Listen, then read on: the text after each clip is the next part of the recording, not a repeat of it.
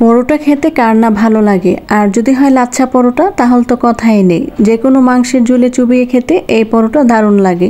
অনেকে ঝামেলা মনে করে এই পরোটা বানাতে চায় না। আজকে দেখাবো খুব সহজে কিভাবে এই লাচ্ছা পরোটা বানানো যায়। এটার প্রতিটি বাইটে একদম লেয়ারযুক্ত থাকবে। এখানে আমি হাফ কাপ করে 1.5 কাপ আটা নিয়ে নিব। আপনারা চাইলে এখানে ময়দাটাও ব্যবহার করতে পারেন, তবে আমি আটা দিয়ে আজকে লাচ্ছা পরোটা বানানো দেখাবো। তারপর এখানে আমি দিয়ে দিব স্বাদ অনুযায়ী লবণ, তারপর দিয়ে দিব রান্নার তেল। এখন আমি দিয়ে দিব 1 টেবিল চামচ চিনি। আর লাচ্ছা পরোটায় চিনিটা দেওয়ার ফলে এটা যখন ভাজা হবে অনেক বেশি ক্রিস্পি হবে আর খেতে অনেক বেশি ভালো লাগবে। তারপর সবগুলো শুকনো উপকরণ একসাথে আমি মিশিয়ে নেব। উপকরণগুলো মেশানোর পর আমি এখানে নর্মাল টেম্পারেচার থাকা পানি দিয়ে দিব। এখানে আমি গরম পানি ইউজ করিনি, নর্মাল পানিটাই ব্যবহার করেছি।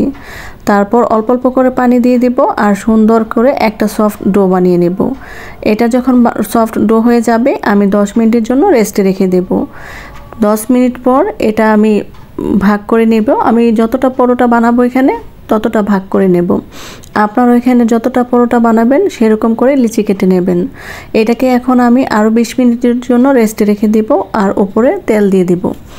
এটাকে উপরে তেল দিয়ে রেস্টে রাখার ফলে এটা অনেক বেশি সফট হয়ে যাবে, একদম মাখনের মতো। আর এটা দিয়ে যখন পরোটা বানানো হবে খুব ইজিভাবে বানানো যাবে। তো এখন ফিরে আসছি 20 মিনিট পর। দেখেন ডোটা অনেক বেশি সফট হয়ে গেছে, একদম মাখনের মতো। এখন হাত দিয়ে চেপেও আপনারা রুটির মতো শেপ করতে পারেন বা একটু বেলনির সাহায্য এভাবে বেলে নিতে পারেন। তবে আমি একটা বেলনির সাহায্যে এভাবে রুটিটাকে বেলে নিচ্ছি। তারপর একটা পিৎজা কাটারের সাহায্যে এটাকে একদম লম্বা লম্বা করে দাগ কেটে নেব। এখানে যত চিকন করে কাটা হবে এটা তত বেশি লেয়ারযুক্ত হবে। আপনারা চাইলে এই কাজটা ছুরি দিয়েও করতে পারেন।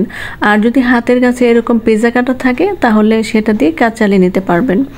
তারপর এরকম করে ফোল্ড করে লম্বা লম্বা করে তারপর গোল করে নেব। আর এখন একটা রুটির মতো বেলে নেব। আপনারা চাইলে হাত দিয়েও চেপে নিতে পারেন, এটা এ পর্যায়ে অনেক বেশি সফট থাকে।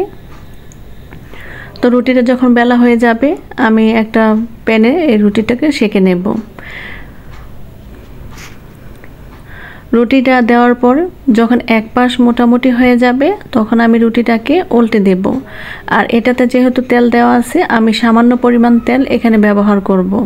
আপনারা চাইলে এ পর্যায়ে তেল ছাড়াও বাছতে পারেন। যারা তেল খেতে পছন্দ করেন না তারা এই পর্যায়ে তেলটা ইউজ করবেন না। তো এরকমভাবে সবগুলো লাচ্ছা পরোটা আমি বানিয়ে নিয়েছি। এই তো হাত দিয়ে যখন দুই পাশে থাপ্পড় দিবেন তাহলে লেয়ারগুলো সবগুলো খুলে খুলে আসবে। আর এটা অনেক বেশি লেয়ারযুক্ত হয়, খেতে অনেক বেশি মজার হয়। যে কোনো মাংসের ঝোলে এটা খেতে ভালো লাগে। সবাই ভালো থাকবেন।